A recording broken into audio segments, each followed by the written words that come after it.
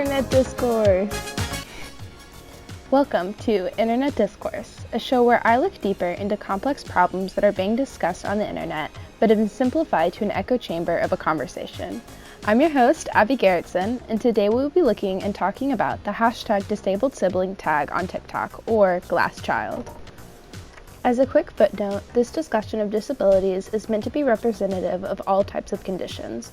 Within the disabled community, there is a common debate about whether to use person-first language, such as person with disability, or condition-first language, such as disabled person. The preference for one or the other varies from person to person as well as condition to condition, which is why both will be used throughout this podcast. For those who are not aware, a GlassChild is what the internet has started calling people with disabled siblings.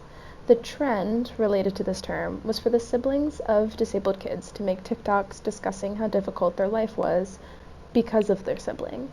They usually cover topics such as being ignored by their parents, their issues never being important compared to their sibling, and overall an expression of guilt and resentment that they feel for their life.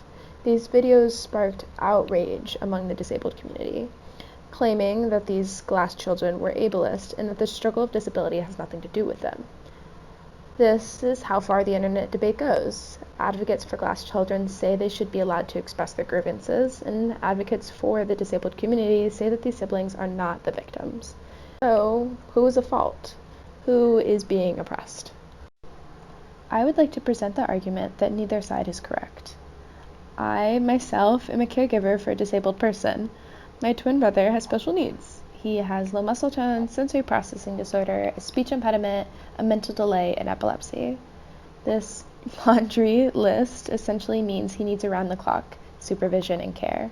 When I'm not at school, those caregiving responsibilities fall to both me and my parent. When I am home, I am usually solely responsible for my brother a few hours of the day, and as my parents age, I will eventually become his primary caregiver and he will live full-time with me.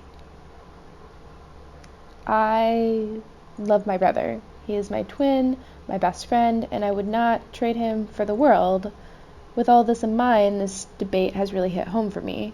Where and how am I supposed to discuss the struggles I may personally face within my family dynamic?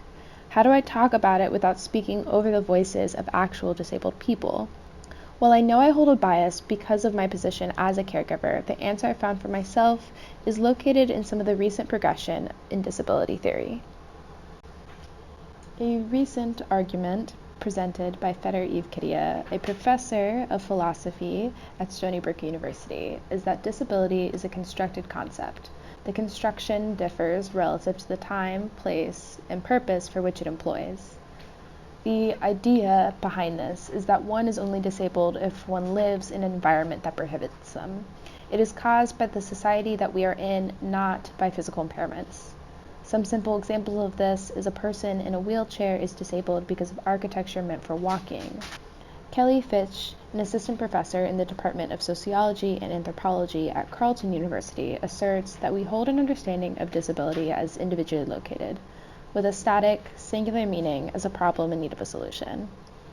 We place the fault of disability and the struggles that it brings on that of the person rather than a legitimate part of our society, because in America, we live in a country that believes solely in individual responsibility. The moral of what I take from these theories is that the marginalization of disabled people and retrospectively the struggles of those who care for them is not because of one single person or circumstances. It's an accumulation of the society we live in and how it has been constructed around one kind of person or family. The life of a disabled person is not difficult because they are disabled. It is difficult because we live in a country in which healthcare is so expensive. Disabled individuals are not represented in the media.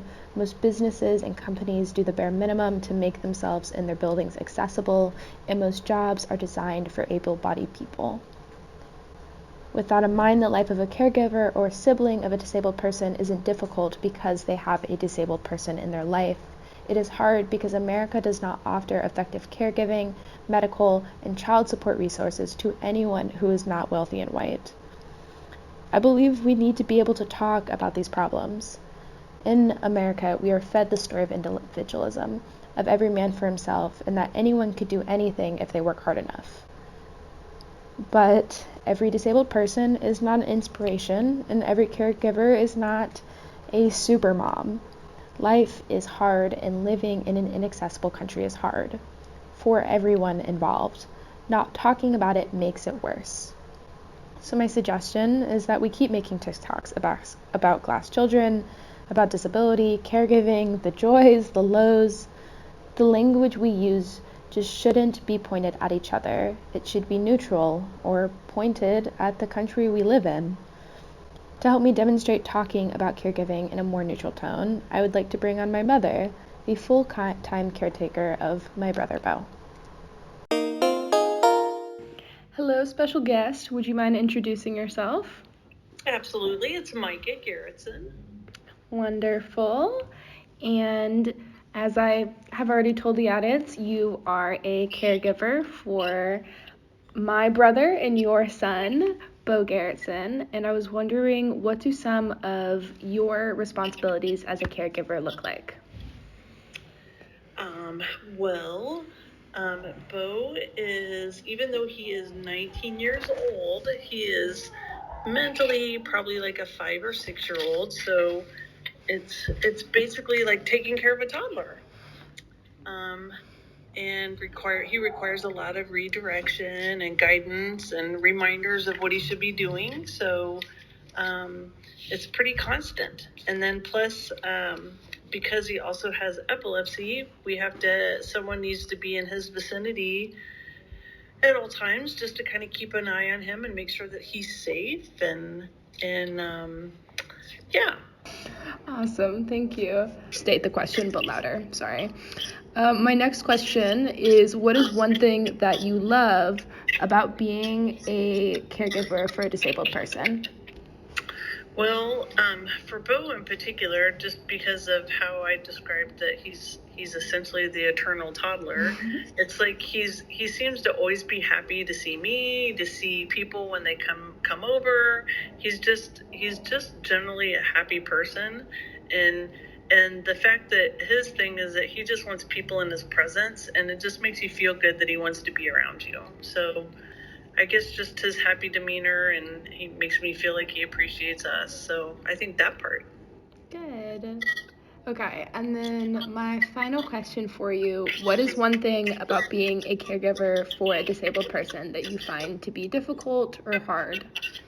Well, one, just because, and this has always been since Beau was diagnosed with epilepsy, there's a lot of people that are scared to be around him. So it's always been difficult to find someone to come, stay with him if I wanted to go do something. So, something that's been difficult is just that our life is different than a typical person, and that we don't do a whole lot unless it's all of us doing stuff together. But it's not that bad. I mean, it's our norm. That's our norm, right? Mm-hmm. I have to say lately, something that has been very difficult for me and has really been weighing on my mind is that Beau's seizures are not controlled. And so the older you get, and when your epilepsy is not controlled, you have a greater chance of having some other issues that might happen. And that's just my fear. It just kind of weighs on me a little bit. A lot of research still to be done about a lot of different disabilities, and for a lot of people it is a continual searching process, and I know that definitely is true for our household. Yeah, awesome. Well, thank you so much, special guest. This conversation has been great. All right. Thank you, Micah, or Mama, as I like to call her, for sharing your experience. I think what she demonstrates, for me at least, is that despite theories, there's no real science that is always true when talking about the human experience or relationships. But I think a lot could be done, and we could leave a lot of echo chambers if we simply approached with kindness, honesty, and consideration. Glass children, stop blaming your disabled siblings for making your childhood hard. But don't stop acknowledging the struggles that you faced and the resources that you and your family were denied that could have prevented them. Don't stop talking. That's all I have for you guys this episode, and thank you for tuning in.